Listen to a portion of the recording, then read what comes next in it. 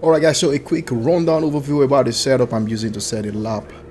Alright, so the front tire is set to soft and the rear also to soft. Well, at the end of the lap I was overheating the front end much quickly, so I wasn't able to push further on it. So I think hard or medium will work better.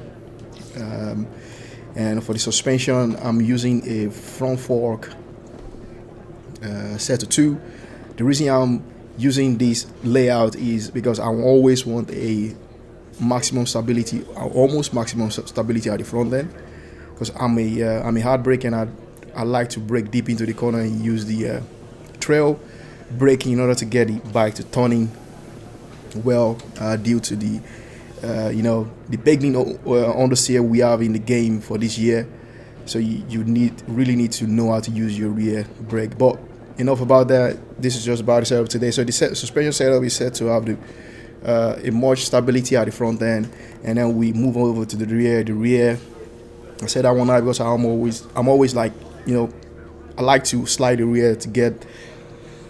I like to slide the rear to get the front end, in an angle, in order to use the front brake much lesser, so I could get a better radius into the corner. So that's why most of my video I mostly use a higher rear preload. The swing connector set to 3, rear preload to 7 the max. The rear spring hardness also to 4, fairly hard, not maximum, but I think I'm still gonna be exploring this setup more, because I think I could have gone a bit quicker, maybe 2 or 3 tenths or something like that. And the single shock absorber was also set to 2, the extension to 5. Vehicle geometry, yeah, this is really down to your personal taste. I like I mentioned already, a good stability on the front end, and when I'm using this setting, I feel like I have my front end tire usage under control. I don't really burn them up too quickly when I'm doing online races or live GP, all that kind of stuff. So this is what I'm using here on vehicle geometry.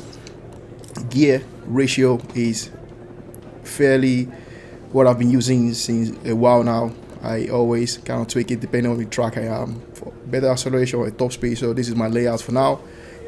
I might be changing it in the future depending on the bike I'm using as well. So I'm mostly using Ducati, so that's the reason why I'm using this, because it works for me much better. It might be different to you. Final ratio, like I said, depending on the track, set it lower or higher. Slip clutch, I don't do a whole lot about this one. I don't really mess with it. I just leave it in this area.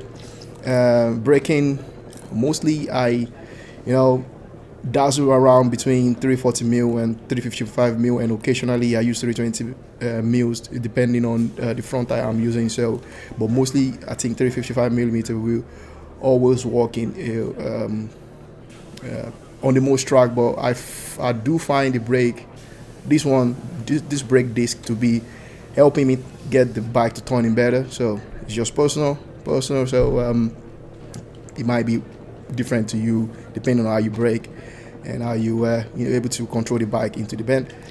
All right, moving over to the rear brakes. So yeah, I don't really do a lot here.